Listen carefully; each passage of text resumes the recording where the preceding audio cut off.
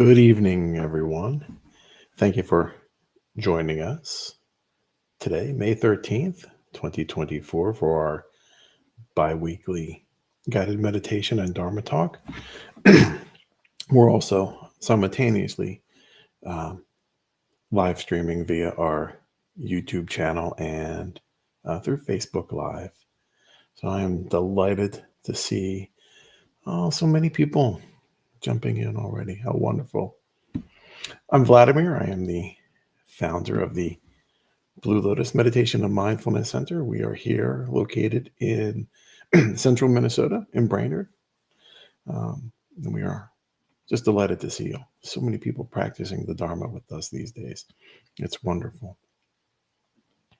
So tonight's talk is the 4 sublime states of mind. Sublime just means excellence or spiritual purity. And we'll explore those 4 different states and how they can apply to just our everyday mindfulness practice, how it develops ourselves, and how we can actually help others, right? Ease their burden and ease their suffering through these practices. But some brief announcements before we continue. Just as an FYI, we always have our free weekly sanghas, our healing sangha, our veteran sangha, New Beginnings, Rainbow, a Welcoming Sangha, and a Teen Sangha. And so they're every week. Just check out our website for those specific times, and you're always welcome to join us. You just register, just so I know who's coming. That's all. But there's no charge, or it's hard to help people, right? If everybody has to pay for everything, and that's why we just delighted to offer everything that we can to help support you. If anybody is ever looking for a guest speaker, just let us know. We'll be more than happy to accommodate, whether it's in person or virtual or whatnot. So always happy. So before we begin, we'll begin with the 3 jewels. I take refuge in the Buddha. I take refuge in the Dharma. I take refuge in the Sangha.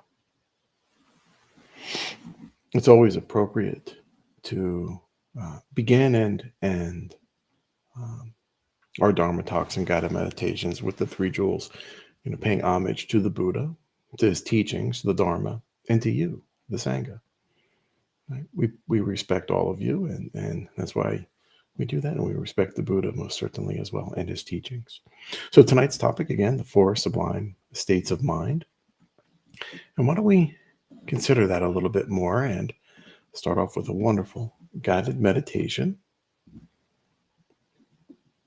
and cultivating the sublime. Go ahead and let's begin by taking a moment, just settling ourselves in a comfortable position.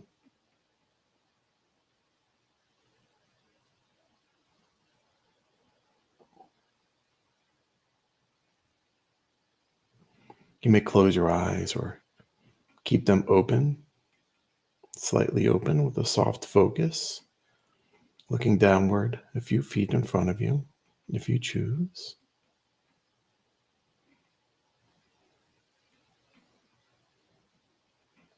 Breathe in. Pause. And breathe out.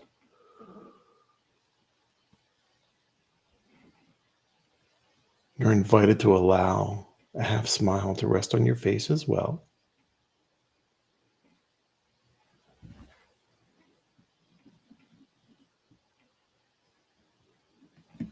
Allow your spine to lift and your shoulders to soften.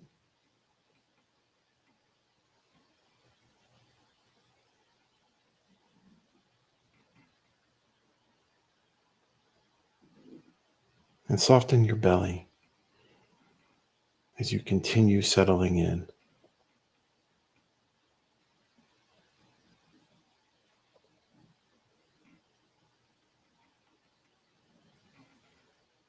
Breathe in.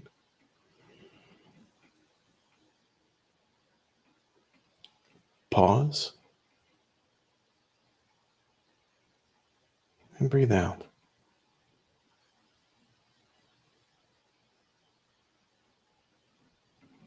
And let's meditate on cultivating the sublime within.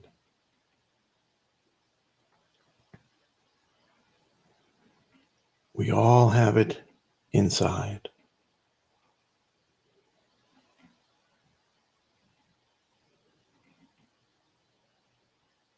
It's not usually too far underneath our ego.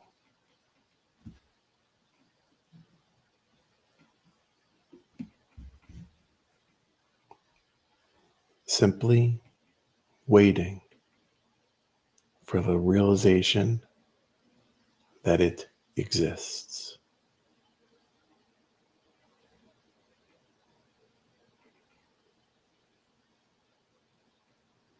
It is our very own Buddha nature.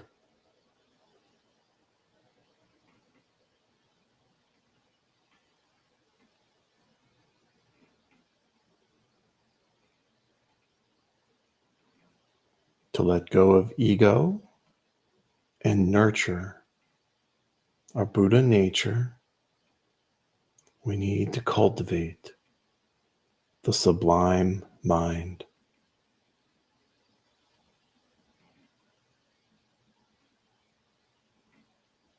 Our mind of moral and spiritual purity.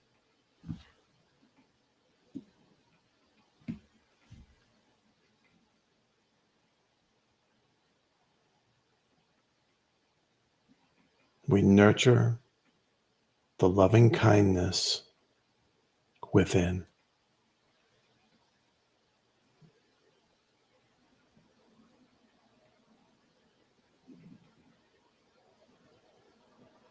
I breathe in awareness of suffering.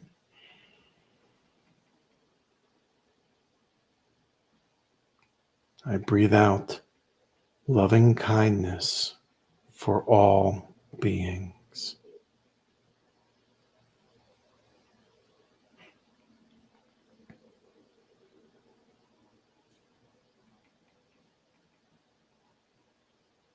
I breathe in the joy of others' experiences.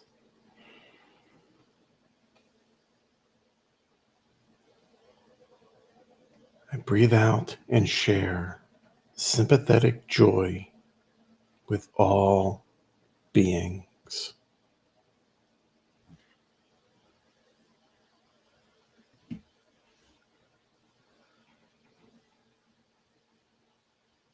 I breathe in awareness of uncertainty and anxiety of others' experiences.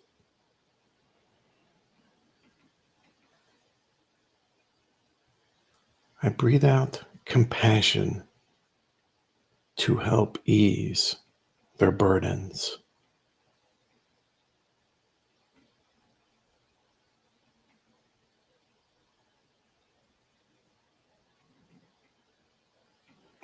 Breathe in awareness of the agitation others experience.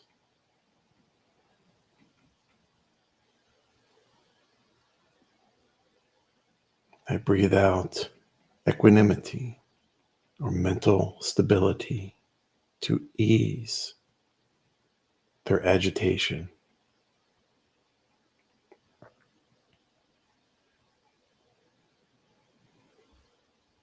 When I nurture these four sublime states of mind, I ease the suffering of others and strengthen my own abode.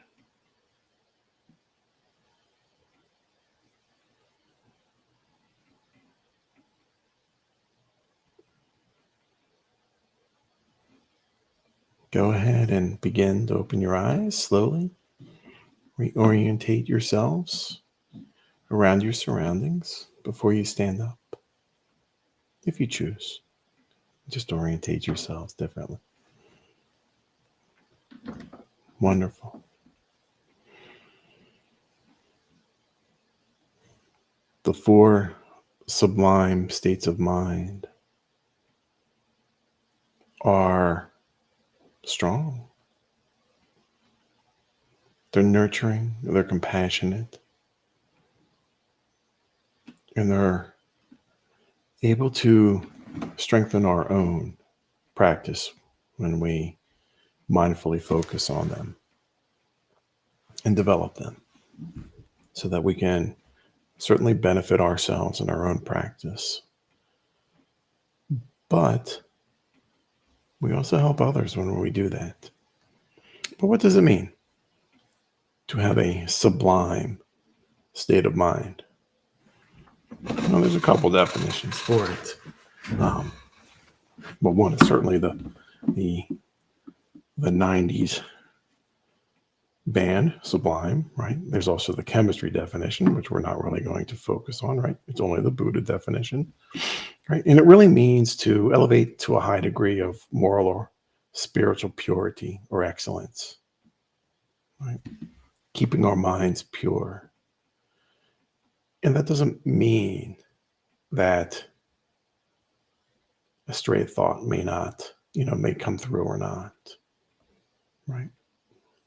Our thoughts are all over the place sometimes, but we strive for that excellency, for that purity. In essence, a mind that is without defilement. Doesn't mean sometimes you may not get a little angry. Doesn't mean you may not get a little impatient sometimes with someone else. But with practice and meditation, that's how we practice initially. But then that practice manifests itself in our behaviors. And that's how we begin to help. But what are the 4 sublime states of the mind? Well, we kind of mentioned them in the guided meditation. Excuse me. We mentioned them in the guided meditation. Right? The first being loving kindness. Right? Love, kindness, loving kindness. Understanding that all beings, including us, including you, including me, suffer. So we respond to this suffering with loving kindness.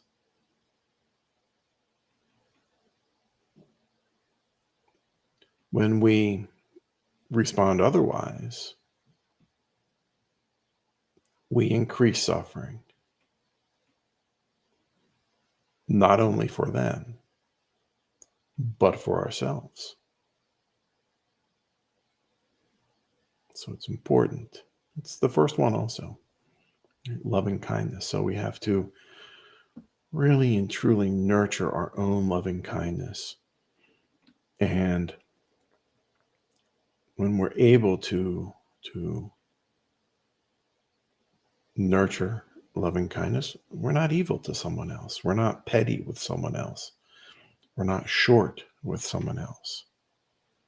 Doesn't matter whether you're driving through the drive-through and somebody is perhaps a little bit slow finding their money, right? Or maybe even somebody says something off color to you at work. When somebody does say something at work, perhaps an off-color remark, or it doesn't matter whether they're at work or not, understanding that they too are suffering. It's an important realization. When somebody insults you, they are suffering. I had a good friend of mine, and she very poignantly and elegantly stated that hurt people hurt others. So that's why when we respond with loving kindness instead of a snide or a sharp or a sarcastic remark. We're letting them know that there's just love in our heart. There's kindness in our heart.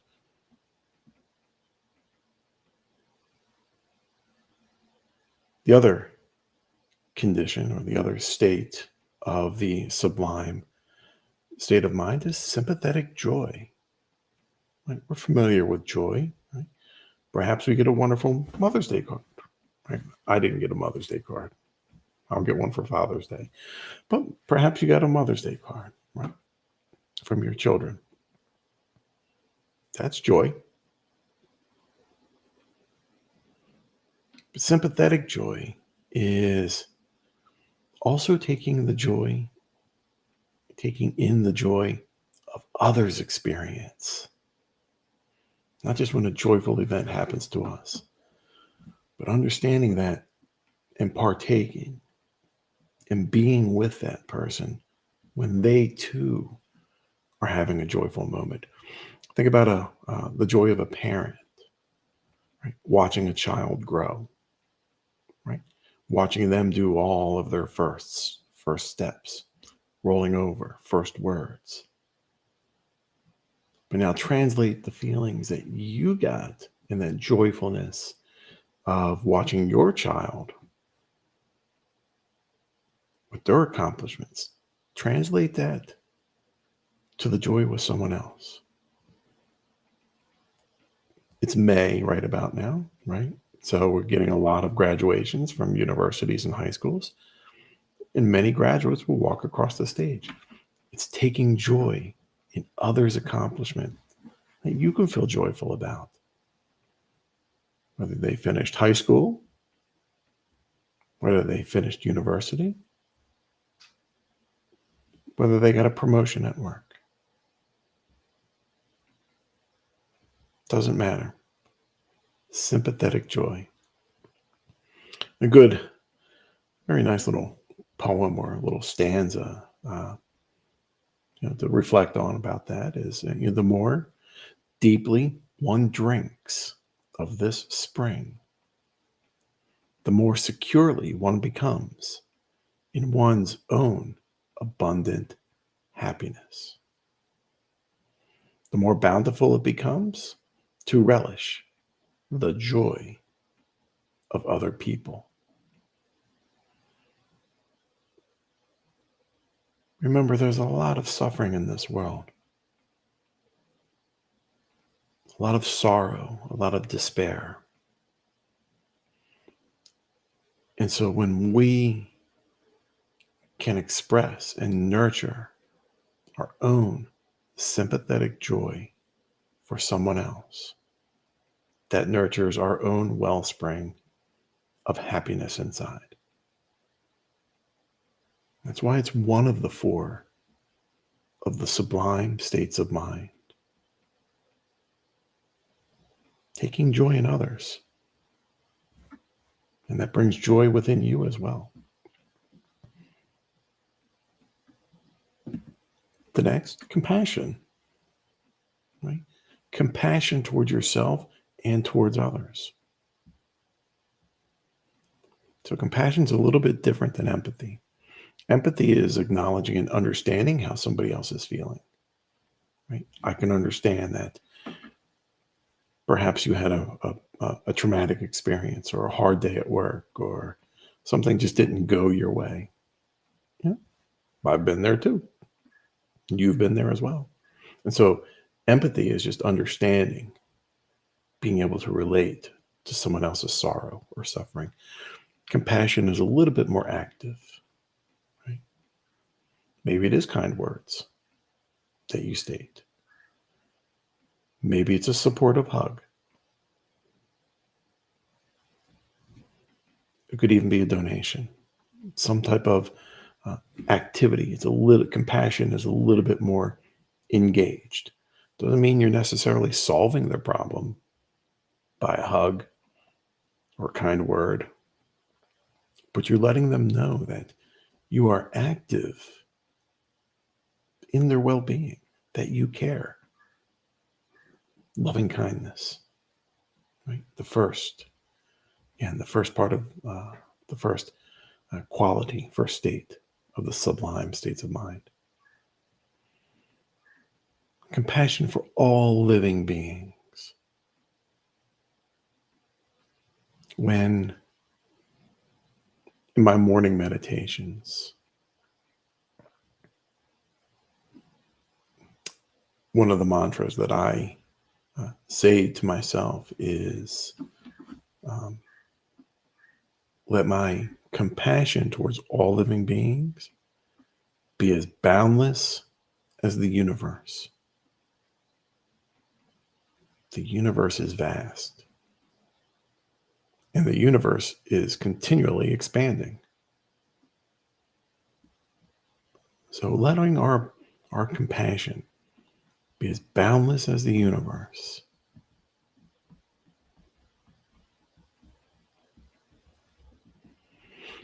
Then the last one, the last condition, the last state, equanimity, mental clarity, mental calmness, stability in times of difficulty or hard times, challenging circumstances. It's hard to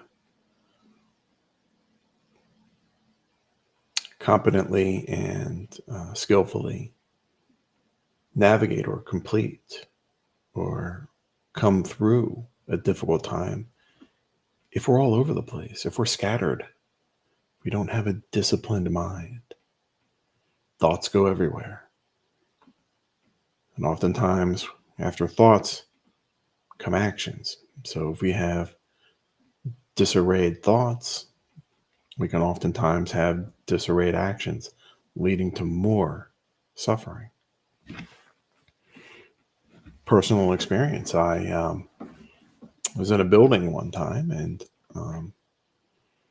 somebody in a machine shop was working on some little motor or something like that, and it just started smoking, and thought there was a fire. Right? And people were looking, they saw it, and it's just a little tiny little machine, a little thing going around, and just started giving off a lot of smoke. And there was a lot of panic, a lot of uncertainty, a lot of frantic thoughts, confusion in the mind. What do I do? There's a fire.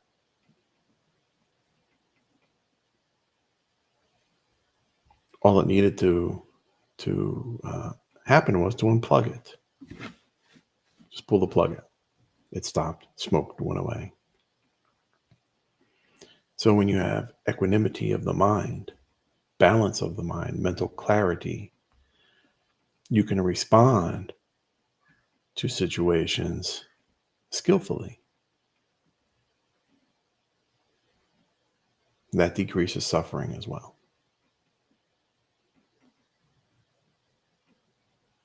But why? Why is this important? Why are these 4 conditions or states important?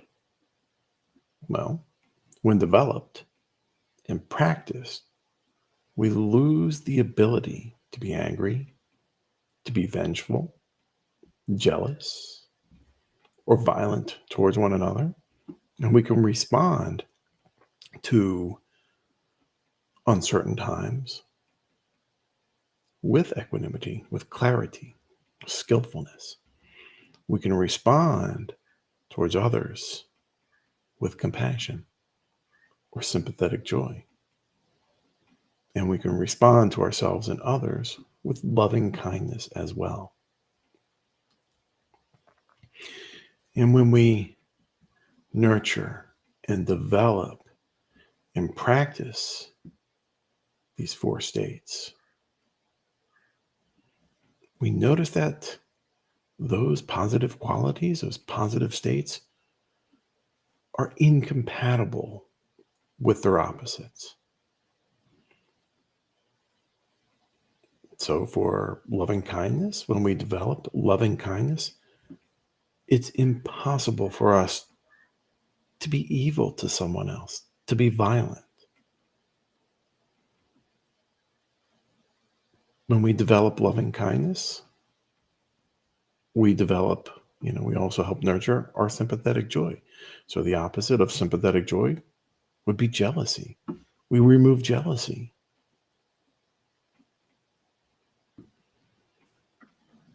We remove apathy when we practice and develop these 4 states. And when we remove uncertainty, erratic behavior, we develop equanimity. So when we practice and develop these 4 states, right, these 4 conditions, these 4 sublime states of mind, their opposites go away. They can't be both. We can't have both inside us. We can't have hatred inside us and be loving kindness. We can't have jealousy and express sympathetic joy. So when we nurture these qualities, just by the very nature, the good qualities remain and the opposites diminish. So meditation is vital to developing these 4 sublime states of mind, as well as with any mindfulness practice, right? Whether we are nurturing, or trying to minimize anxiety or whatnot, right? Any of the mindfulness practices, a meditation is certainly vital to that. And so we can meditate on each one of those qualities individually: loving kindness, sympathetic joy, compassion, equanimity. It doesn't even have to be a long meditation. 10 minutes, 15 minutes, whatever's comfortable for you, whether you're beginning in a practice or even well-versed. But it's important to practice so these qualities are nurtured and well developed. And when they are, we ease our own burden as well as others.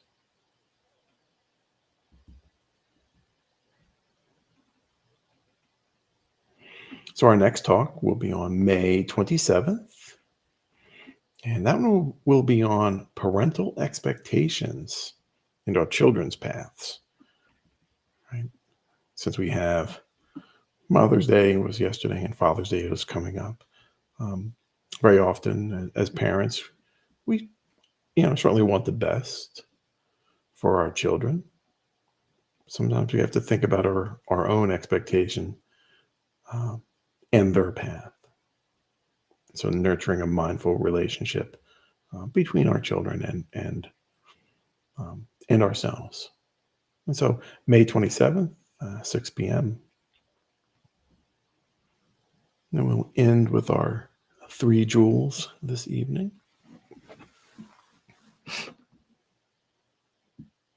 I take refuge in the Buddha. I take refuge in the Dharma.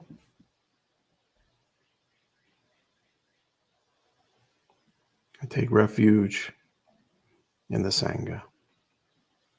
Sathu, Sathu, Sathu. Well, dear friends and fellow practitioners, thank you for coming. Please feel free to put something in the comments if you have any questions. We are so delighted to help nurture and strengthen your own mindfulness practice. And so do reach out. We're always delighted to help. That's what we're here for. And with that, my friends, wish you many blessings. We shall see you in 2 weeks. Take care.